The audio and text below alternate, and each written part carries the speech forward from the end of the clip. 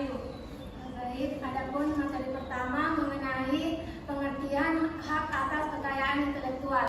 Adapun pengertian hak atas kekayaan intelektual yaitu hak yang lahir atau hak ini timbul karena dari hasil pemikiran otak manusia yang menghasilkan suatu proses, suatu produk maupun suatu ciptaan dan juga suatu karya. Jadi hak atas kekayaan intelektual ini atau biasa disingkat sebagai HAKI yaitu hak untuk menikmati secara ekonomis hasil kreativitas intelektual seseorang yang bermanfaat untuk manusia lainnya. Jadi objek yang diatur dalam HAKI yaitu adanya suatu ciptaan ataupun suatu karya yang dihasilkan dari kreativitas seseorang. Jadi pada hakikatnya hak atas kekayaan intelektual yaitu adanya suatu ciptaan maupun suatu karya baik itu dalam bidang seni, bidang industri, bidang pengetahuan maupun perpaduan di antara berbagai bidang.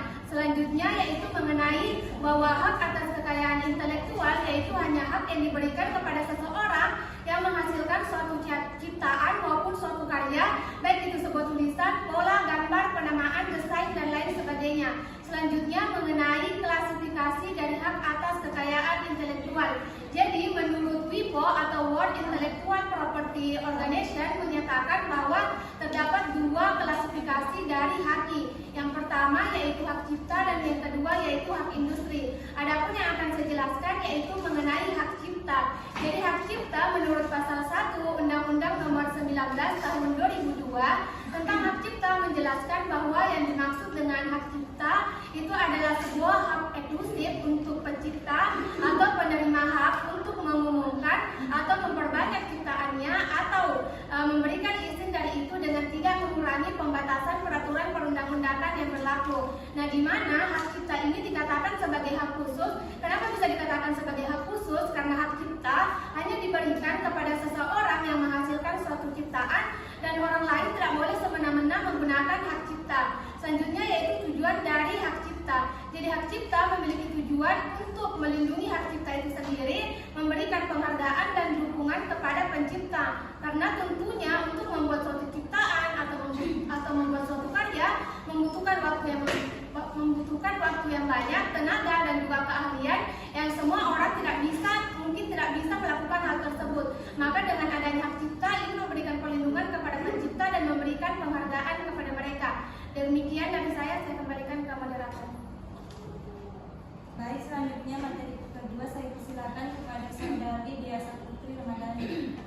Selanjutnya yaitu hak atas kekayaan industri. Khusus menyangkut hak atas kekayaan industri menurut pasal 1 Konvensi Paris mengenai perlindungan hak atas kekayaan industri tahun 1883 yang telah direvisi dan diamandemen pada tanggal 2 Oktober tahun 1979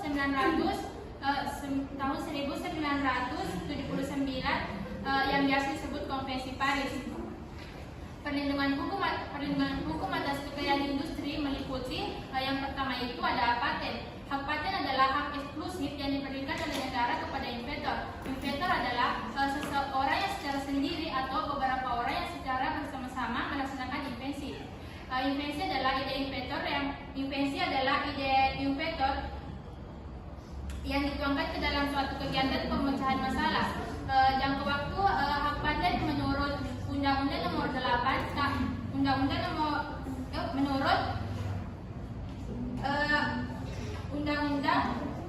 Nomor 14 Tahun 2001 tentang paten 20 tahun dan 10 tahun untuk paten sederhana. Dan yang kedua itu ada hak merek. Hak merek adalah tanda yang berupa nama, gambar, kata-kata, huruf, susunan warna dari unsur-unsur tersebut. Merek adalah suatu tanda tertentu yang dapat mendeskripsikan suatu barang atau jasa sebagaimana telah diproduksi dan disediakan oleh orang atau perusahaan tertentu. Untuk mendapatkan hak atas merek harus mendaftarkan merek tersebut ke Direktorat Jenderal Departemen Kehakiman. Dan jangka waktu hak merek adalah 10 tahun setelah tanggal penerimaan dan dapat diperpanjang dengan jangka waktu yang sama. Sekian saya kembalikan kepada moderator.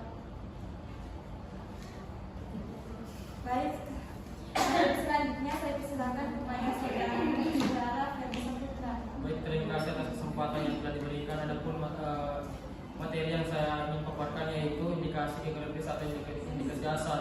Penyebutan nama wilayah geografis yaitu daerah atau tempat untuk menunjukkan hasil produk berdasarkan kualitas dan sifat khusus lingkungan geografis, termasuk dari faktor alam dan faktor manusianya. Dari segi jangka waktu, indikasi geografis tidak memiliki batas waktu selama dan telah terjaga. Kualitas dan karakteristik menjadi bagian diberikannya perlindungan. Indikasi geografis akan berakhir apabila wilayah tersebut tidak dapat lagi menghasilkan produk indikasi geografis. Adapun dasar hukum yaitu Undang-Undang Nomor 20 Tahun 2016 adalah Undang-Undang Republik Indonesia tentang merek dan indikasi geografis. Adapun yang kedua yaitu hak desain industri. Desain industri adalah aspek ornamental yang estetis pada sebuah benda. Desain tersebut termasuk dalam aspek tiga dimensi seperti bentuk atau permukaan benda dan aspek dua dimensi seperti garis, pola, dan warna. Adapun jangka waktu yaitu 10 tahun sejak diberikannya tanggal penerimaan dan tercatat dalam daftar umum desain industri. Adapun dasar hukum yaitu Undang-Undang Nomor 31 tahun 2000 yaitu tentang merek dan desain industri. Demikian yang sempat saya sampaikan, saya kembalikan kepada moderator. Baik, materi selanjutnya saya persilakan kepada saudara Sumersi. Materi selanjutnya yaitu rasa dagang. Rasa dagang dan jenis-jenis informasi lainnya yang memiliki nilai komersil harus dilindungi dari kegiatan yang bersifat komersial. Namun langkah-langkah yang harus ditempuh sebelumnya untuk melindungi informasi rahasia tersebut. Pengujian terhadap data diserahkan kepada pemerintah. Untuk langkah-langkah memperoleh persetujuan untuk memasarakkan produk farmasi atau pertanian. Yang memiliki komposisi baru juga harus dilindungi dari kecurangan perdagangan. Lalu itu yang kedua, sirkuit terpadu, yaitu suatu produk dalam bentuk jadi ataupun setengah jadi yang di dalamnya terdapat berbagai elemen-elemen, yaitu elemen aktif. Yaitu selanjutnya desain terletak yaitu kreasi yang berupa rancangan yang di dalamnya terdapat berbagai elemen sekurangnya satu dari elemen tersebut jadi elemen aktif. Saya kembalikan kepada moderator. Selanjutnya materi terakhir saya persilakan kepada saudari Musyakira. Baik, terima kasih atas kesempatan yang kalian berikan. Jadi di sini saya akan menjelaskan sedikit mengenai manfaat hak atas kekayaan intelektual. Jadi di sini manfaatnya itu ada 4. Yang pertama, manfaat bagi penghasil karya intelektual, yang dimana untuk melindungi investasi dalam bentuk waktu, tekanan, pikiran yang telah diserahkan untuk menghasilkan karya intelektual agar mereka dapat menikmati pendapatan ekonomis atau keuntungan dari hasil karya intelektualnya. Yang kedua itu manfaat bagi pelaku usaha, yang dimana dalam sistem haki ini sebenarnya monopoli negara untuk menggunakan karya intelektual dengan jangka waktu tertentu dan cara tertentu. Jadi dengan adanya sistem haki pada pelaku usaha ini, mereka dapat membangun daya kompetisi karena monopoli usaha terbangun. Dan yang ketiga itu manfaat bagi masyarakat luas, yang dimana tersedianya produk-produk lebih baik, lebih berkualitas dan juga lebih kompetitif dari berbagai inovasi yang diproduksi oleh pelaku usaha tersebut.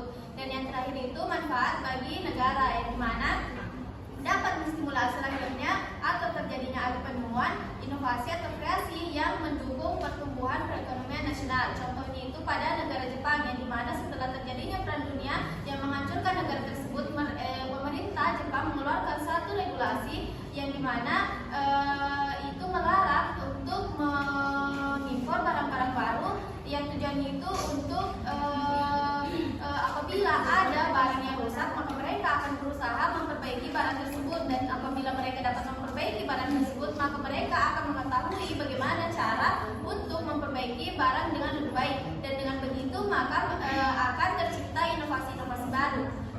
Mungkin hanya itu saja yang dapat saya sampaikan. Saya kembalikan pada moderator. Baik, itulah pemaparan materi mengenai hak atas kekayaan intelektual. Selanjutnya saya membuka sesi pertanyaan bagi teman-teman sekalian yang ingin bertanya. Saya persilakan kepada perwakilan kelompok 1. Saya persilakan kepada saudari Nurfadila. Baik, terima kasih atas kesempatannya. Saya perwakilan dari kelompok 1 atas nama Nur Fadila akan bertanya mengenai bagaimana prosedur pendaftaran haji di Indonesia. Terima kasih. Baik, selanjutnya saya persilakan kepada perwakilan kelompok 2. Baik, terima kasih atas kesempatan yang telah diberikan oleh moderator. Perkenalkan, nama saya Agus Malik Imran, perwakilan dari kelompok 2 akan bertanya mengenai mengapa sirkuit terpadu memerlukan perlindungan hukum. Baik, selanjutnya perwakilan kelompok 3. Baik, terima kasih. Salam berikan kepada moderator. Saya Andi Muhammad Syarul akan memberikan pertanyaan dari perwakilan kelompok 3. Apakah adil bagi perusahaan besar untuk mematenkan sumber daya genetik atau pengetahuan tradisional dari masyarakat adat?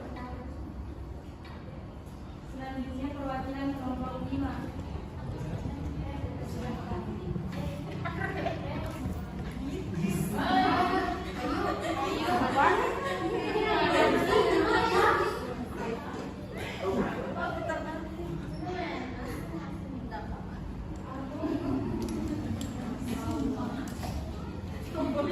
Baik, terima kasih atas kesempatan yang diberikan oleh moderator. Saya perwakilan dari kelompok 5 atas nama Tiara Galira akan mengajukan pertanyaan.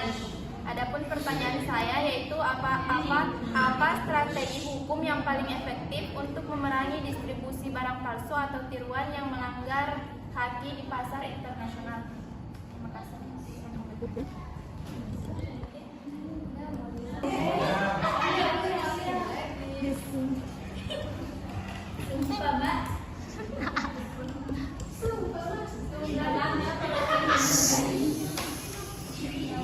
Selanjutnya perwakilan kelompok 6. Baik, terima kasih atas kesempatan yang sudah diberikan oleh moderator.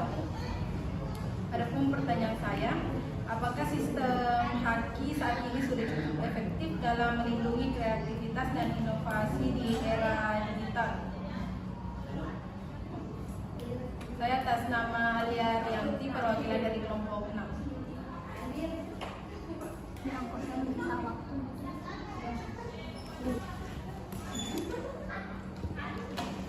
Baik, saya meminta waktu sedikit untuk kelompok 4 untuk menjawab pertanyaan dari kelompok kalian.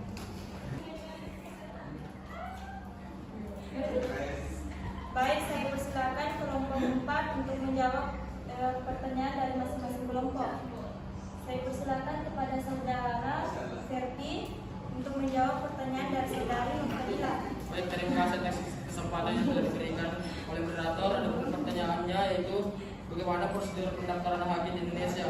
Baik, jadi proses pendaftaran haji di Indonesia ada beberapa, tapi yang kami menjelaskan yaitu mengenai pendaftaran haji hak cipta. Hak cipta adalah proses formal untuk mendapatkan perlindungan hukum atas ciptaan karya sendiri seperti lagu, buku, film atau desain tata letak sirkuit terpadu. Ada pula langkah yang pertama yaitu ketentuan dasar, yang kedua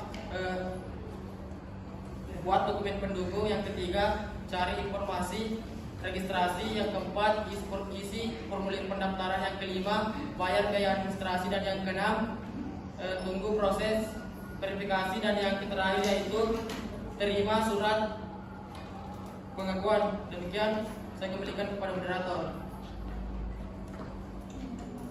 Bagaimana dengan saudara Umi Fadila dan teman-teman sekalian? Apakah ada yang mau menambahkan? Sama dia tidur bisa buka dong nih. Dari sini aja dah. Minta maaf ke ibu. Satu ke darmu? Saya persilakan kepada saudari yang di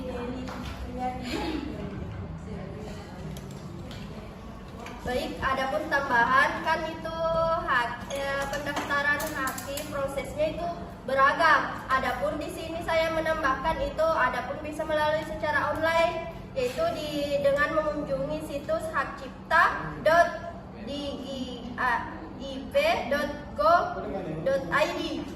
untuk meregistrasi akun, kemudian isi formulir pendaftaran, kemudian mengunggah dokumen pendukung dan melakukan pembayaran biaya pendaftaran. Mungkin hanya itu.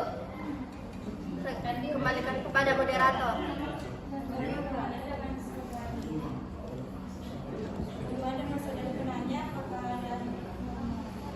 Terima kasih atas tambahan dan juga jawaban dari kelompok 4. Saya kembalikan kepada moderator. Baik, apakah ada teman-teman sekalian yang mau? Selanjutnya pertanyaan dari saudara Hafiz akan dijawab oleh saudara Ismail. Baik, pertanyaannya yaitu mengapa sirkuit terpadu memerlukan perlindungan hukum? Karena desain dan teknologi dalam sirkuit terpadu merupakan hasil inovasi yang memiliki nilai tinggi dan membutuhkan perlindungan dari penyalinan atau penggunaan tanpa izin. Saya kembalikan kepada moderator.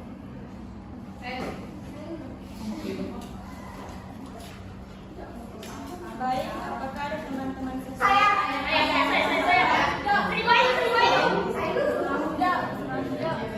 Saya persilakan kepada saudara Yasti.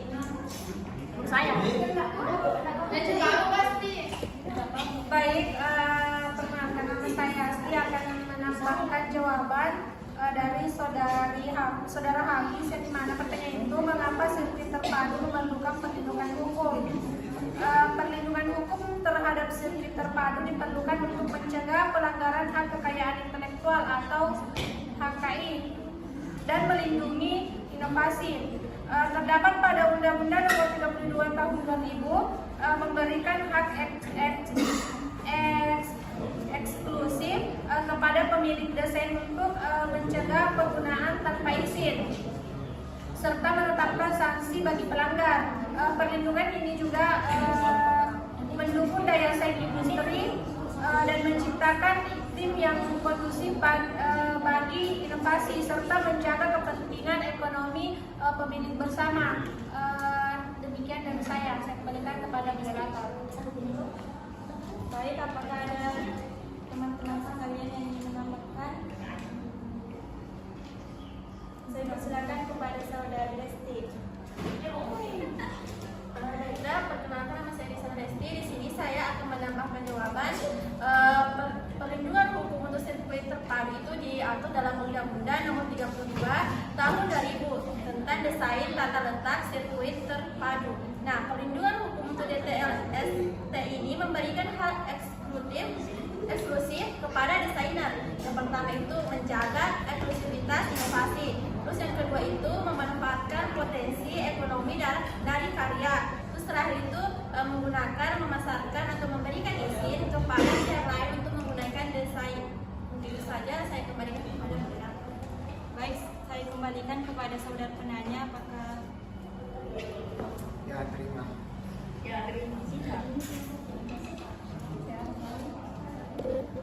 Selanjutnya pertanyaan dari kelompok 3, saudara Syarul akan dijawab oleh saudari Ayu.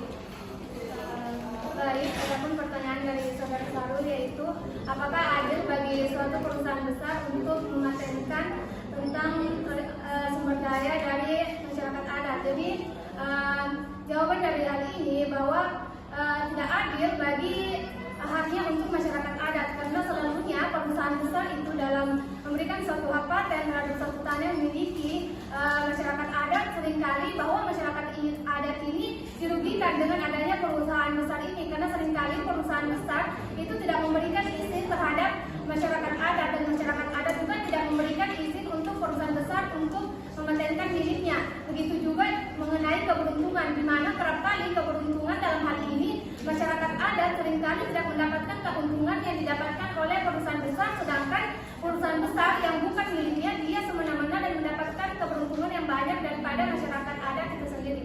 Demikian dari saya. baik, bagaimana dengan teman-teman sekalian? Apakah ada tambahan atau sanggahan? Saya persilakan kepada saudara Tiana. Baik, terima kasih atas kesempatan yang diberikan oleh moderator.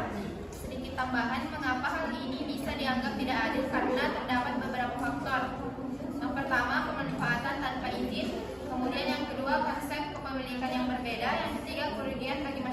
adat, di mana hal ini dapat memperburuk ketimpangan ekonomi dan sosial antara perusahaan besar dan komunitas adat. Dan yang terakhir, eksploitasi asimetris. Terima kasih, saya kembalikan ke moderator.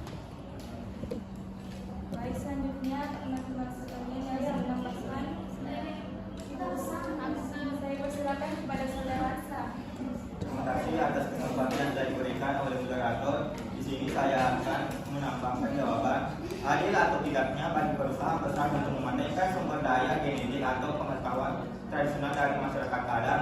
Hal ini sangat bergantung bagaimana proses tersebut dilakukan. Jika dalam proses tersebut melibatkan masyarakat adat, memberikan kompensasi secara merata dan menghargai hak-hak mereka, maka dalam proses tersebut ini dapat dianggap lebih etis. Namun, jika dalam proses tersebut tidak melibatkan masyarakat adat atau tanpa adanya pendekatan yang inklusif, maka tindakan ini berisiko untuk memberikan eksploitasi terhadap masyarakat adat. Baik, kepada saudara penanya, apakah teman-teman sekalian, apakah ada sanggahan atau tanggapan? Saya persilakan kepada saudari Nurul. Baik, saya akan menyanggahnya. Tipsnya agar adil bagaimana? Silakan kepada saudari Andien. Ini lelas sih Pak. Baik, adapun tadi beberapa tambahan dari teman-teman yang dimana perusahaan itu berlaku tidak adil kepada masyarakat lokal. Pertanyaan saya, apakah ada perlindungan yang undang-undang yang melindungi hak-hak dari masyarakat lokal dari perusahaan besar?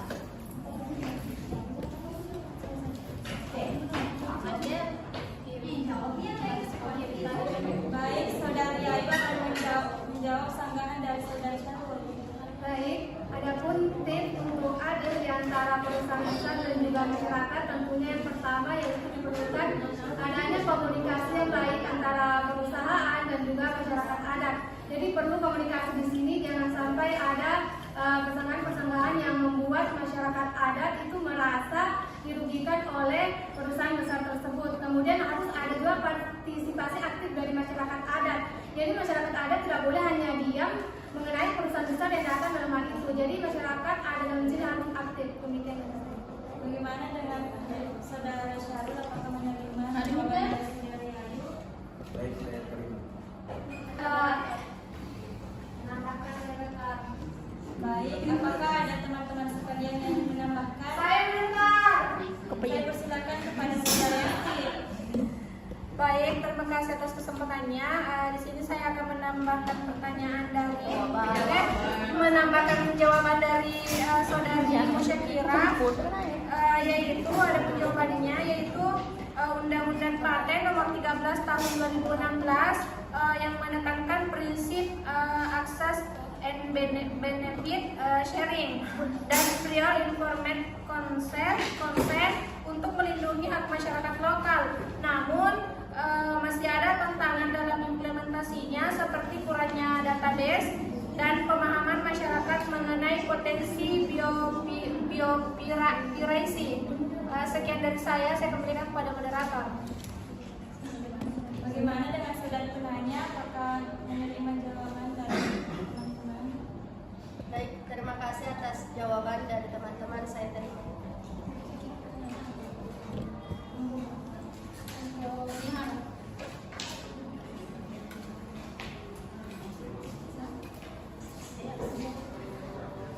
Baik, saya persilakan kepada saudari Dea untuk menjawab pertanyaan dari saudari Yara. Adapun pertanyaannya yaitu apa strategi hukum yang paling efektif untuk memerangi distribusi barang palsu atau tiruan yang melanggar hak di pasar internasional?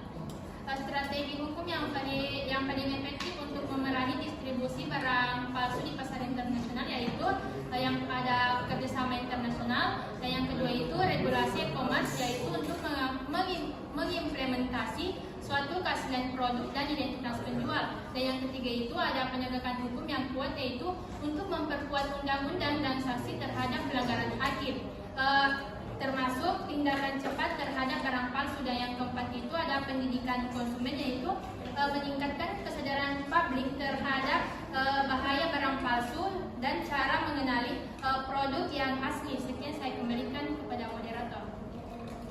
Baik, untuk teman-teman sekalian, apakah ada ingin mau menambahkan dan Diskusi barang palsu di pasar internasional membutuhkan upaya yang komprehensif dan berkelanjutan dari berbagai pihak. Strategi hukum yang efektif harus melibatkan penegakan hukum yang kuat, kerjasama internasional yang erat, peningkatan kesadaran dan edukasi, serta peran aktif dari pemerintah, industri, dan konsumen. Dengan menerapkan strategi hukum yang tepat, diharapkan dapat menekankan peredaran barang palsu dan melindungi kepentingan pemilik merek, konsumen, dan perekonomian global. Hanya itu saja dapat saya sampaikan. Saya kembalikan kepada moderator. baik, apakah masih ada teman-teman sekalian yang ingin menambahkan? Saya persilakan kepada saudari Nur Fadila. Terima kasih atas kesempatannya. Di sini saya akan menambahkan jawaban dari kelompok 3. Selain dari yang dipaparkan moderator, hal yang dapat dilakukan adalah pengawasan di perbatasan, yaitu oleh pihak bea cukai, yang mana hal itu dapat menyita barang palsu jika ditemukan di perbatasan-perbatasan. Mungkin hanya itu, saya kembalikan kepada moderator. Baik, apakah masih ada tambahan atau sanggahan? Saya persilakan kepada saudari Nurul Hikmah.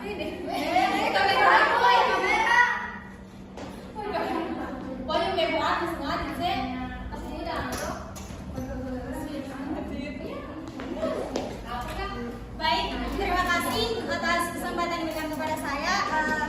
Adapun sanggahan atau tanggapan jawaban dari teman-teman sekalian, kan tadi dijelaskan beberapa strategi mengenai efektivitas.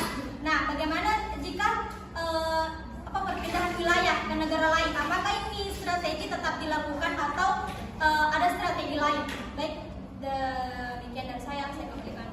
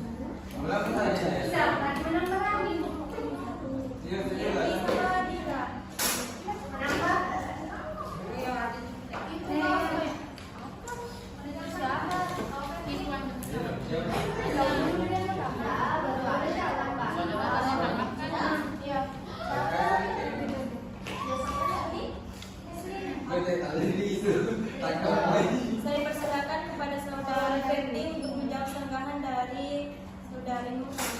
Baik, strategi hukum untuk memerangi distribusi barang palsu dapat tetap efektif setelah perpindahan wilayah, tetapi keberhasilannya bergantung pada yang pertama, yaitu kesesuaian hukum. Apakah undang-undang perlindungan haki di wilayah baru sejalan dengan strategi yang diterapkan, dan yang kedua yaitu kerjasama penegakan hukum, tingkat kolaborasi antar negara dalam penegakan hukum dan pertukaran informasi, dan yang ketiga adaptasi strategi, kemampuan untuk menyesuaikan pendekatan dengan kondisi dan budaya lokal. Saya kembalikan kepada moderator. Baik, apakah ada tambahan?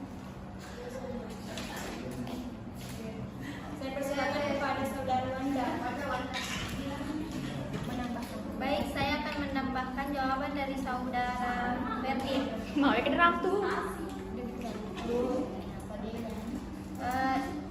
Ada beberapa cara untuk mengevaluasi efektivitas strategi. Yang pertama itu indikator penurunan kasus pelanggaran, dan yang kedua dampak ekonomi, efektivitas penegakan hukum, kesadaran dan partisipasi publik, dan yang terakhir yaitu kolaborasi internasional. Saya kembalikan kepada moderator. Bagaimana dengan saudara penanya, apakah menerima jawaban dari teman-teman? Terima kasih. Terima kasih atas jawaban yang diberikan kepada teman-teman. Saya lanjut lagi. Baik, pertanyaan yang terakhir oleh kelompok 6 akan dijawab oleh saudari Syakira.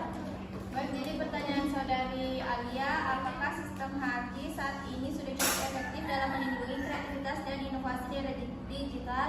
Jadi sampai saat ini sistem HAKI itu belum sepenuhnya efektif dalam melindungi kreativitas dan inovasi di era digital, karena meskipun sudah ada regulasi yang mendukung, tantangan di dunia digital itu membuat perlindungan HAKI seringkali sangat sulit diterapkan secara optimal. Yang pertama itu karena pelanggarannya meluas, yang dimana teknologi ini memungkinkan untuk pembajakan dan juga distribusi karyanya itu tanpa izin secara lebih mudah. Dan yang kedua, penegakan hukum yang lemah, yang dimana proses hukum sering lambat, mahal, dan juga terutama untuk pelanggaran yang terjadi secara online. Dan yang ketiga itu kerangka hukum lintas negara, yang dimana banyak pelanggaran HAKI yang melibatkan dari satu negara, sementara regulasi antar negara itu belum seragam. Dan yang terakhir itu kesadaran publik rendah, yang dimana banyak orang khususnya di sektor kreatif itu kecil, belum memahami pentingnya HAKI atau proses pendaftarannya. Mungkin hanya itu saja, saya kembalikan pada moderator. Bagaimana dengan teman-teman sekalian, apakah ada tambahan atau sanggahan?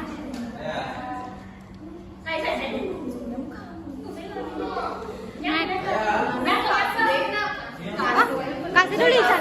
Saya persilakan kepada saudari Fatin. Baik, terima kasih kepada moderator. Saya akan menambahkan jawaban dari pertanyaan kelompok 6. Sistem HAKI saat ini memiliki dasar yang baik, tetapi belum sepenuhnya efektif di era digital. Tantangan seperti pelanggaran online, pembajakan digital, dan kurangnya penegakan hukum lintas negara memerlukan pembaharuan regulasi, teknologi perlindungan, dan juga kerjasama internasional untuk lebih melindungi kreativitas dan inovasi. Demikian tambahan jawaban dari saya kembalikan kepada moderator. Baik, apakah masih ada dari teman-teman sekalian yang ingin menambahkan jawaban?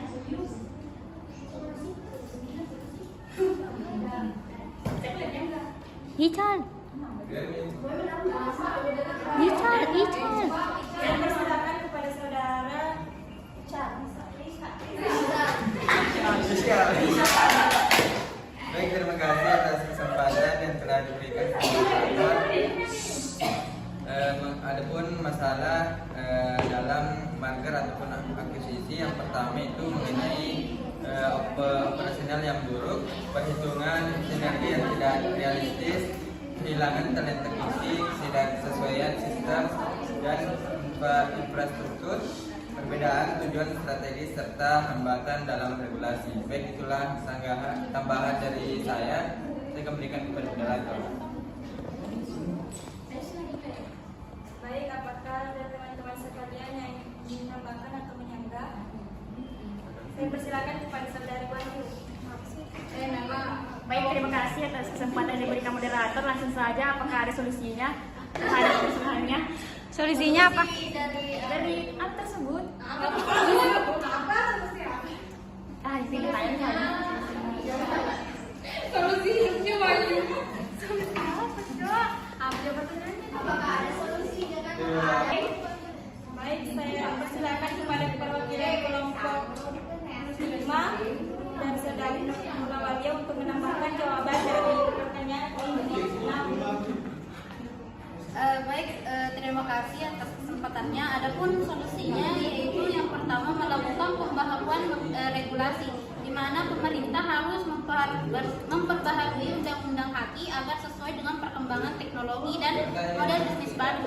Yang kedua yaitu melakukan peningkatan penegakan hukum, di mana pemerintah harus memperkuat lembaga penegakan hukum dan meningkatkan kerjasama antar negara untuk menangani pelanggaran HAKI secara internasional. Yang ketiga yaitu melakukan edukasi dan kesadaran. Yang keempat yaitu pengguna teknologi baru harus mengadopsi teknologi seperti blockchain chain untuk menciptakan sistem yang lebih transparan dan aman dalam hal melindungi HAKI.